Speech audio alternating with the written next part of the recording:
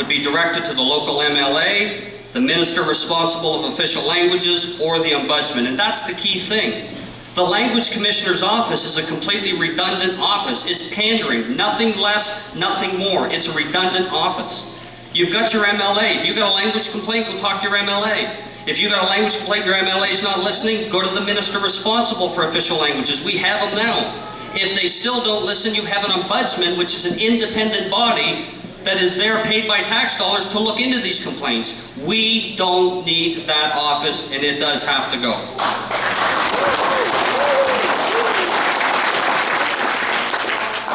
In terms of education, I firmly believe that the best way for education to succeed is not for a bunch of politicians in a back room to decide what's best for education, but to get the politics out of it, give it back to the teachers. The only thing government should do in education, you know what they should do in education?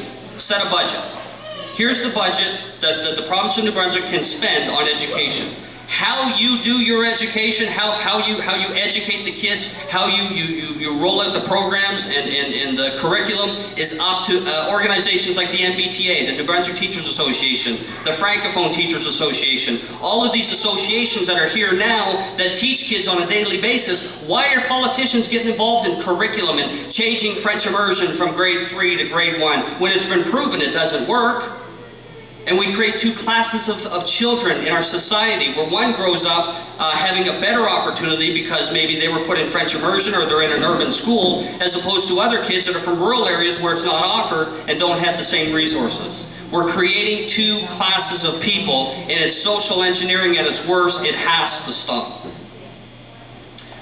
We would also create within New Brunswick a cultural review committee. We'd give them a 1-year mandate, and it would be made up of Anglophones, Francophones, and First Nations, and their job on that committee would be to find ways to bring cultural harmony and unity and diversity in New Brunswick, to make sure that the government is adopting the right policies to make sure all of our people can get along together. You know, what I'm doing is speaking to our across the province, and I've been all over this place. I put more miles on my car than you could imagine. That Porsche's looking better every day. Okay? But when I go out around and I'm talking either on Rogers or Terry Sege, or we're doing town halls, wherever I'm at, you know, sending our message out, I always look to Minto as a shining example of what cultural diversity really means. I said, here we got a small community that was the coal mining capital of the East Coast and beyond. We have people that come from German backgrounds, Italian background, French background, English backgrounds, all different Dutch and all different nationalities and ethnic groups that came to Minto to work in the coal mines. And if you look at the history of coal mining in New Brunswick, especially in Minto, the people got along. They worked hard in the day and they partied harder at night, right? But they got along. When an incident happened in a coal mine and someone was stuck down a shaft, they didn't say, oh, well, he's Dutch, don't worry about him. Or he's English, let's not worry about him. You know, they worked together, they risked their lives at times to make sure to look out for one another.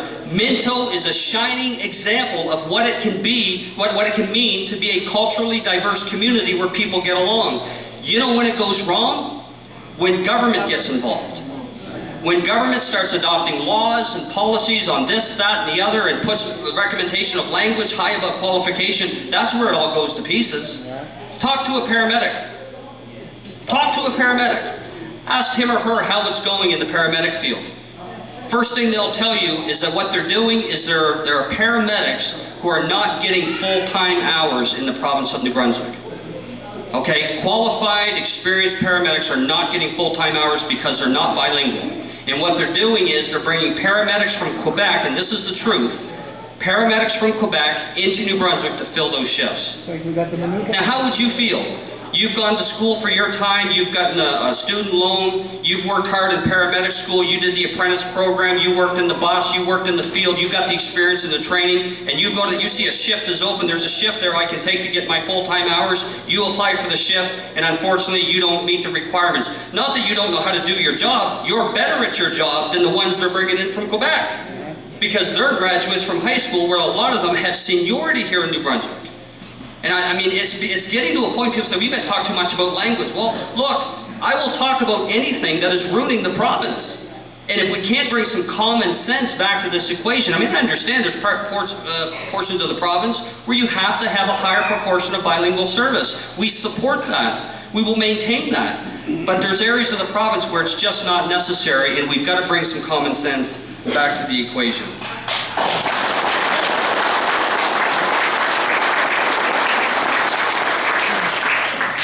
You know what, folks, at the end of the day, this is not just about changing political parties.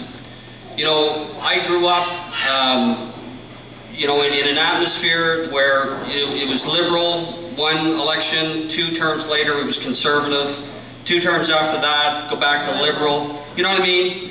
It was just back and forth, and you don't know what one's going to do. I mean, they promise things before the election, they do the opposite. And if anybody can tell me what the difference is between the Liberal Party of New Brunswick and the Conservative Party of New Brunswick, I'll personally buy you that Porsche. Right? There's no difference.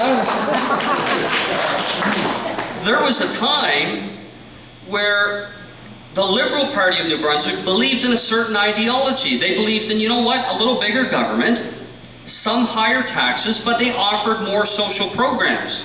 So that when people went to the ballot box and they said, well, I don't mind paying more taxes and I'm okay with a bigger government because they're offering more social programs, I'll vote Liberal. Conservatives were the exact opposite. Conservatives were about smaller government, low taxes, and few social programs. But 40, 50 years ago, there was a distinction. There's no difference today. The Liberals will raise your tax or drop your tax. Well, no, okay, they'll raise your tax. Conservatives will raise your tax. So in terms of social policy, there's no difference.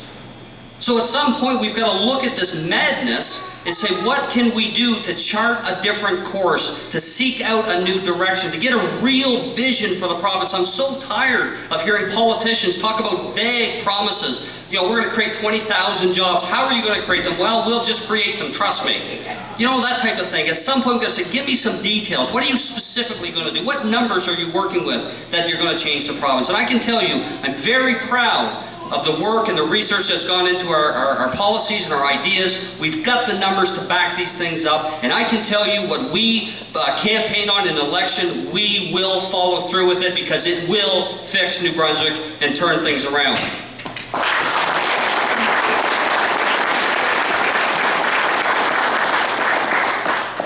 I'm going to come to a close, but I can tell you as a party, our goal is to change the system of politics and government in New Brunswick.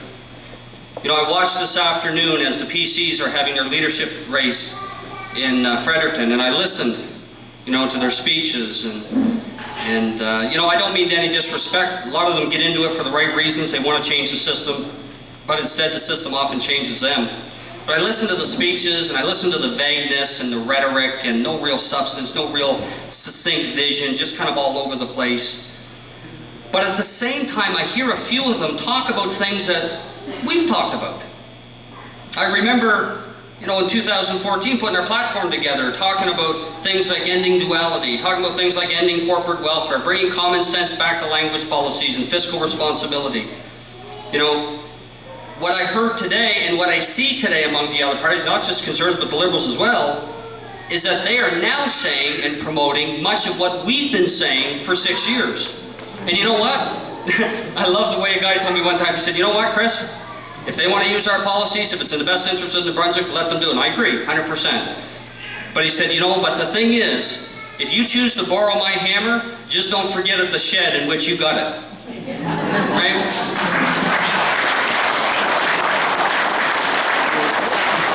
If I have a tool shed, you help yourself. But I don't want to see them in the other tool shed. I want to see them back there when you're done with them. Right?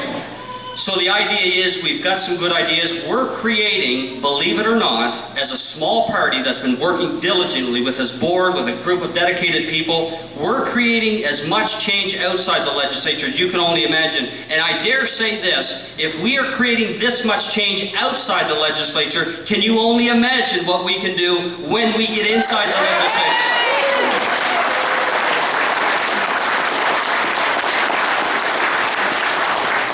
We will work for New Brunswickers. We will put people back into the place where they need to be. And our democracy is going to shine brighter because of it. Because at the end of the day, and I've told people, I said, when you run for the People's Alliance, you don't just run for the People's Alliance. More importantly, you run for the people of your riding. I can say as a leader of this party for Fredericton Grand Lake, your voice will come first in this guy's work as an MLA. And I tell the others the same thing. When you run for your people more than your party. And you say, well, how do you keep a party together like that? Where is the cohesion? Well, let me put it to you this way.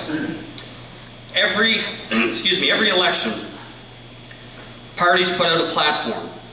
And they put out promises that they want to do, things that they want to make change in the province. David Alward did one good thing. Well, I mean, sure, he's done others, but one good thing I will point out that David Alward did.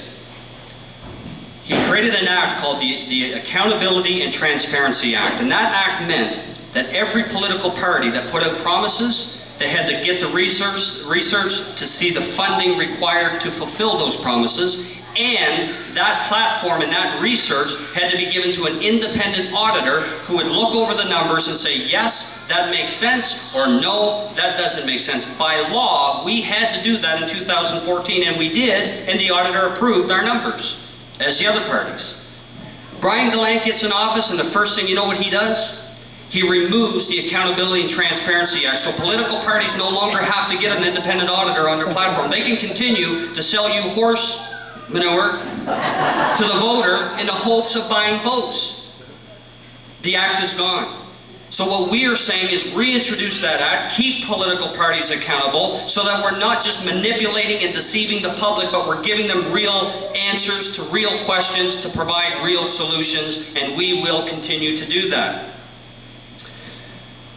I believe at the end of the day, it's the MLA's job to listen to the people and to take the concern and the cause of the people to Fredericton. But what we've had with Liberal and Conservative governments is that they get the message in Fredericton and they take it back to us, and it's up to us just simply to swallow it and take it any way we can. But the reality is, true democracy comes when the people rise up and they support an MLA that will vote according to their wishes and represent the needs of their constituents. We commit that to you through a free vote policy for our MLAs. I do want to get back to the platform because I got a little off track, but for example, for Cohesion for a Party, we put out a platform. That platform is our mandate that people would give us when elected. So when we win seats and we get MLAs in the legislature, we are elected on that mandate. For example, if I say, okay folks, we have a bill here, we're going to remove the office of the Official Languages Commissioner. That's the bill we're putting forward. As party leader, I expect all People's Alliance MLAs to support that bill. You say, well, I thought you believed in free vote. I do, except for the platform that we put out in the election, because the people have given us the mandate to do the very things that we need to do to get the job done. Now, there's many bills that pass before the legislature on a yearly basis that have nothing to do with party platforms in an election. On those cases, MLAs should represent their constituents fully and wholeheartedly, and if they have to vote against party lines, I assure you there will be no repercussions from this party leader or from the top party brass. MLAs will get back to representing the people that voted them in.